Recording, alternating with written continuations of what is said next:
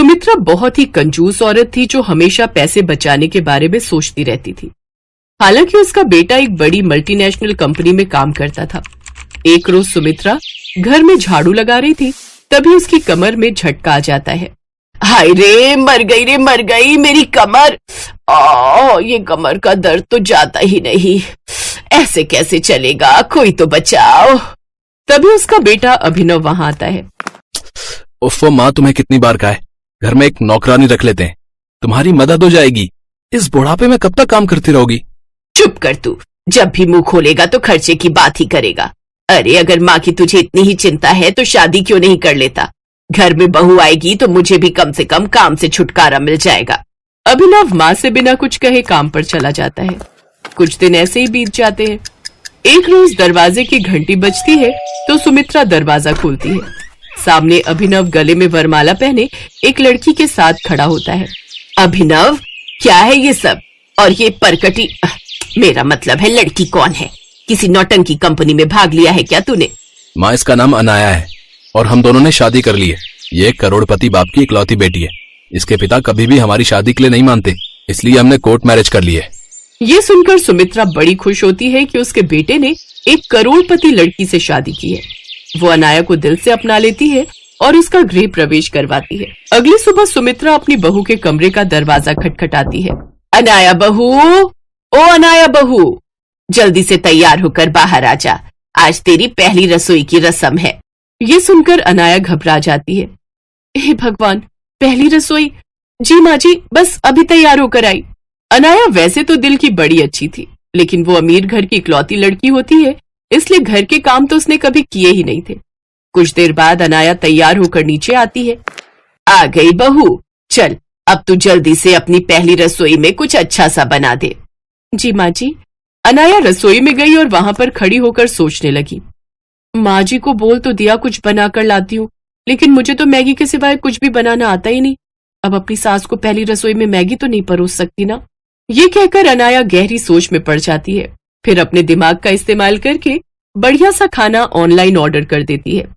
लेकिन हाँ, ध्यान रहे, खाना रसोई की पीछे वाली खिड़की से ही पकड़ाना। कुछ देर बाद रसोई की पीछे वाली खिड़की से डिलीवरी बॉय अनाया को तरह तरह का खाना देकर जाता है। वो जल्दी से सबको खाना परोसती है। खाना खाकर सुमित्रा बहुत खुश होती है।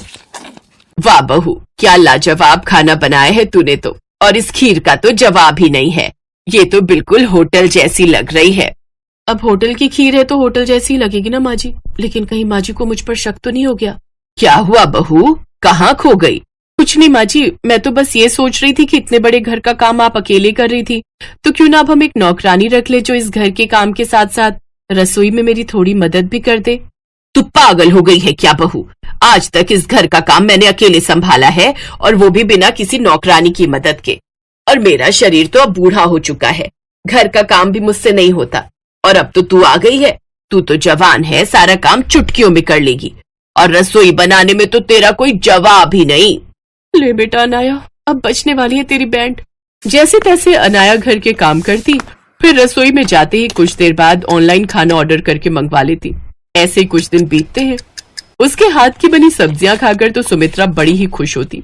वो जो भी सब्जी अनाया को बनाने को कहती, वो झट से उसे बनाने के लिए हाँ कह देती और फिर किसी रेस्टोरेंट या ढाबे से ऑर्डर कर देती। एक रोज जब सब खाने की टेबल पर बैठे थे, अच्छा ये बता बहू, तेरे करोड़पति बाप ने तुझे माफ किया या नहीं? माँ जी, मुझे नहीं लगता डैड हमें कभी भी माफ करेंगे। उन्होंने तो मुझे अपनाने से भी इनकार कर दिया है, और तो और अपनी जायदाद से भी बेदखल कर दिया है। ये कहकर अनाया वहां से चली जाती है। हद होती है नाराजगी की भी। मुझे तो लगा था करोड़पति की बेटी है तो खूब सारा धन देगा अपनी बेटी को, लेकिन ये तो ठन ठन गोपाल खाली हाथ ही चली आई। लेकिन बड़े घर की लड़की होने के बाद भी अनाया अच्छे स्वभाव की थी, इसलिए सुमित्रा उसे कुछ नहीं कहती। एक रोज सुमित्रा की कुछ सहेलियां उससे मिलने सुमित्रा के घर आती हैं। आओ आओ, बड़े दिनों बाद आना हुआ तुम लोगों का। हाँ, सोचा तेरी नई बहू आई है, उसकी मुंह दिखाई कराते हैं और साथ में उसके हाथ की पहली रसोई भी चक्कर आ जाएंगी। अरे उसकी शादी को 1 महीना हो गया, अब उसकी पहली रसोई कहाँ रह गई? हाँ, लेकिन हम तो उसके हाथ का खाना पहली बार खाएंगे ना, इसलिए उसकी रसोई तो हमारे लिए पहली रसोई ही हुई ना। ये सुनकर सुमित्रा अपनी बहू को आवाज लगाती है। जी माँ जी, आपने बुलाया? बहू, ये मेरी सहेलियां हैं, और तुम्हारे हाथ का बना खाना खाना चाहती हैं। अब जल्दी से जाकर रसोई में कुछ बढ़िया सा बना कर ले आओ। जी माँ जी। अनाया उन सभी के पांव छूती है और फिर रसोई में चली जाती है, लेकिन गलती से उसका फोन पानी में गिर जाता है और वो बंद पड़ जाता है। हे भगवान, ये क्या हो गया? मेरा फोन तो बंद पड़ गया। अब मैं खाना कैसे ऑर्डर करूं? और अगर मैंने खाना बनाया तो ये लोग खा नहीं पाएंगे क्योंकि वो खाना खाने लायक ही नहीं होगा। फिर भगवान का नाम लेकर अनाया कच्चा पक्का खाना बना देती है, फिर सबको खाना परोसती है। जैसे ही करुणा और विमला वो खाना खाती हैं, तो उनकी आंखें फटी की फटी रह जाती हैं। फिर सुमित्रा उनसे कहती है, क्या हुआ? हो गई ना बोलती बंद? बड़ी तारीफ करती थी ना तुम अपनी बहुओं की, अब उड़ गए ना होश तुम्हारे मेरी बहू के हाथ का खाना खाकर। अब खाओ ना, शर्मा क्यों रही हो? खाओ खाओ। अरे नहीं नहीं, वो मुझे याद आया, मुझे तो एक पूजा में जाना था, मैंने गलती से एक निवाला खा लिया। अरे हाँ, मैं तो भूल ही गई थी। चलो चलो करुणा, नहीं तो पूजा के लिए देर हो जाएगी। अरे बड़ी अजीब हो तुम दोनों, पहले खुद ही मेरी बहू के हाथ का खाना खाने की जिद कर रही थी और अब सारा खाना यूं ही छोड़कर जा रहे हो। कि माँ जी भी ना जाने क्यों जिद पर अड़ी रहती हैं। ये तो उन्हीं को पता होगा कि उन पर क्या बीत रही है। करुणा और विमला सुमित्रा जी की अच्छी सहेलियां थी, इसलिए वो उसकी बेइज्जती नहीं करना चाहती थी। कुछ देर बाद जब वो चली जाती है, छी बहू, ये कैसा खाना बनाया है तुमने? ऐसा खाना तो कोई अपने जानवरों को भी नहीं देता। तूने जानबूझकर ऐसा खाना बनाया ना ताकि वो फिर कभी तुझसे खाना बनाने की जिद ना करे। नहीं माँ जी, वो बात नहीं है। सच तो ये है कि मुझे खाना बनाना नहीं आता। अब ऊपर से झूठ बोल रही है। तूने हमें कितने दिनों से तो बढ़िया बढ़िया खाना बनाकर खिलाया है। फिर रोते हुए अनाया सारी बात अपनी सास को बता देती है। माँ जी, मुझे खाना बनाना बिल्कुल नहीं आता। वो तो मैं बाहर से ऑनलाइन ऑर्डर करके मंगवा लेती थी, लेकिन आज फोन पानी में गिरने के कारण वो खराब हो गया, तो मैं ऑर्डर नहीं कर पाई और जैसे तैसे बनाने की कोशिश की। अरे तो तुझे एक्सपेरिमेंट करने के लिए मेरी ही सहेलियां मिली थी, और सत्यानाश हो इस आजकल की पीढ़ी का, जिसे रील बनाकर मटकना तो आता है लेकिन खाना बनाना नहीं आता। सुमित्रा की उम्र हो चुकी थी और अब उससे ज्यादा घर का काम भी नहीं होता था। ऊपर से बहू मिली तो वो भी सोने पर सुहागा, इसलिए हार थक कर उसे नौकरानी लगवानी ही पड़ती है, जो घर का सारा काम भी संभाल लेती है कि वो अपनी बहू को भी खाना बनाना सिखा देती है।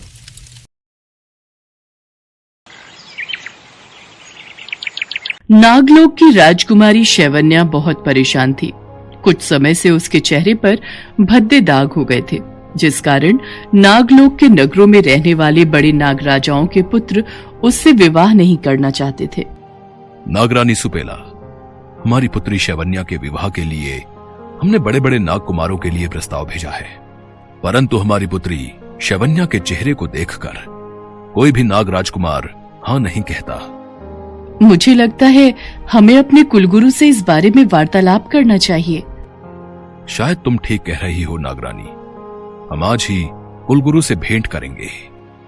नागराज और नागरानी दोनों कुलगुरु के पास जाते हैं और अपनी समस्या बताते हैं। नागराज यशवर्धन, इसका केवल एक ही उपाय है। नाग कन्या शैवन्या को पृथ्वीलोक में बने किसी सौंदर्य सदन में अपना श्रृंगार करना होगा, तभी नाग कन्या शैवन्या अपने चेहरे के इन दागों से छुटकारा पा सकती है। पर यह तो बहुत कठिन है कुलगुरु। इसके सिवा कोई और उपाय नहीं है। शैवन्या को पृथ्वीलोक जाना ही होगा। महल आकर शैवन्या के माता पिता उसे इस बारे में बताते हैं।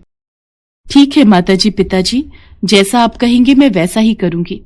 मैं पृथ्वीलोक पर जाने के लिए तैयार हूं, पर मेरी एक विनती है, मैं अकेली ही पृथ्वीलोक पर जाऊंगी। आप मेरे साथ किसी को भी नहीं भेजेंगे। ये कार्य मैं अकेले ही करना चाहती हूँ, इसलिए मैं नहीं चाहती मेरे कारण किसी को भी कोई परेशानी हो।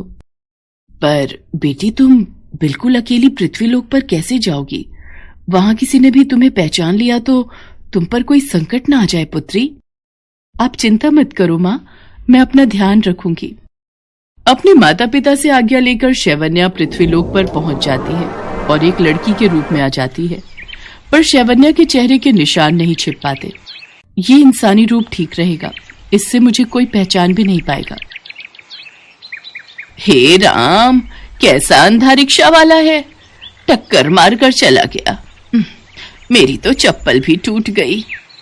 बेचारी कितनी परेशान हो रही है, मुझे इनकी मदद करनी चाहिए।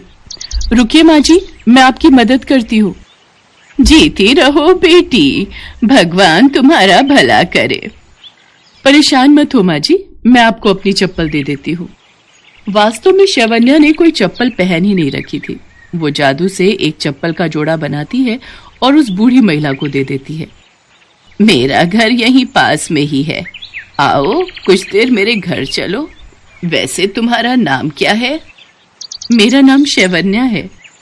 बड़ा ही प्यारा नाम है। इस तरह से शैवन्या उस बूढ़ी महिला के साथ बात करते हुए उसके घर पहुंचती है। तुम एक काम क्यों नहीं करती? जब तक तुम्हें किराए पर घर नहीं मिल जाता तुम मेरे घर पर ही रह लो। इतना बड़ा घर है, मैं और मेरा बेटा सुधीर ही तो रहते हैं, और सुधीर तो सुबह का गया शाम को लौटता है। तुम वो सामने वाला कमरा ले लो और अपना सामान वहां रख लो। आपका बहुत बहुत शुक्रिया माँ जी, आपने मेरी मुश्किल आसान कर दी, पर अभी तो मेरे पास कोई सामान नहीं है, मैं ऐसे ही आई हूँ। तो कोई बात नहीं बेटी, यहाँ कोई सामान की कमी थोड़ी है। रसोई हो रही और बाकी कमरे में सामान तो है ही, पलंग और अलमारी दोनों ही वहां रखी हैं। और इस तरह शैवन्या बूढ़ी महिला के घर में रहने लगी। माँ से बात किए बहुत दिन हो गए। एक बार जादुई शीशे की सहायता से माँ और पिताजी से बात करती हूँ।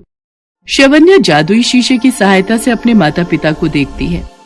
शैवन्या बेटी तू कैसी है? तू ठीक तो है ना? शैवन्या बेटी, तुम इस वक्त कहाँ हो? तुम अपने असली रूप में तो नहीं आई हो ना? माँ पिताजी आप चिंता मत करो, मैं इंसानी रूप में ही अपने सारे कार्य कर रही हूँ। मैं एक साधारण महिला की तरह ही यहाँ रहूंगी, किसी को भी मुझ पर शक नहीं होगा। आप दोनों अपना ख्याल रखना, मैं जल्द ही लौटूंगी। शैवन्या अपने माता पिता से बात करके रसोई में खाना बनाने के लिए जाती है। माँ जी आज खाना मैं बनाऊं, अगर आपको बुरा न लगे तो? क्यों नहीं बेटी, तुम्हें जो खाना है वो रसोई में बना सकती हो। शैवन्या रसोई में जाकर जादू से सारा खाना तैयार करती है। इतनी देर में सुधीर भी आ जाता है। तुम कौन हो और मेरे घर में क्या कर रही हो? सुधीर बेटा, ये शैवन्या है। आज दोपहर को मैं जब सुधीर की माँ उसे सारी बात बताती है। माँ, ऐसे किसी पर भरोसा नहीं करते, न जाने कौन है, कहां से आई है, और तुमने तो अपना पूरा घर ही उसे दे दिया। माँ तुम बहुत सीधी हो। सुधीर बेटा ऐसी बात नहीं है, वो बच्ची बहुत अच्छी है। सुधीर की सारी बातें शैवन्या सुन लेती है और वहां से जाने लगती है। माँ जी मुझे लगता है मेरा यहाँ रहना ठीक नहीं। सुधीर जी नहीं चाहते कि मैं यहाँ पर रहूं, और आप दोनों के बीच में मेरी वजह से कोई मनमुटाव हो, ये मुझे अच्छा नहीं लगेगा। मैं कहीं और अपने रहने का इंतजाम कर लूंगी। अरे नहीं बेटा, ऐसा न कहो।